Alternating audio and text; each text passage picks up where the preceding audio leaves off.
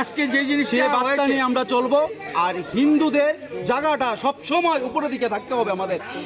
ওনারা প্রত্যেক দিন প্রায় সময় ওনারা রিস্কার পেছনে বাংলাদেশের ফ্ল্যাগ লাগিয়ে ওনারা বটতলা দিয়ে ফায়ার সার্ভিস দিয়ে ওনারা ঘুরছেন। আর প্রায় সময় ওনারা জয়পুর থেকে আপনার বর্ডার হয়ে ওনারা এই ফ্ল্যাক্সটা লাগিয়ে করছে। এটা অনেক দিন ধরে আমরা লক্ষ্য করছি। আজকে দিনে ওনারা আমরা কিছু সংখ্যক যুবক আমরা ওনাদেরকে হাতে নাতে পাকড়াও করেছি, পরে ওনাদেরকে আমরা ধরে ক্লাবের আওতায় এনে বড়রা গার্জিয়ানরা আমাদের মাঝখানে ছিল, গার্জিয়ানরা নিয়ে ওনাদেরকে আমরা পুলিশের হাতে তুলে দিয়েছি। কিন্তু আমরা এটা আর কোনোদিন মানবো না। আজকে পুলিশের দ্বারে দিয়েছি, নেক্সট দিন আমরা অন্যরকম আন্দোলন করতে মাঠে নামবো, সেটা আমরা বলে দিলাম।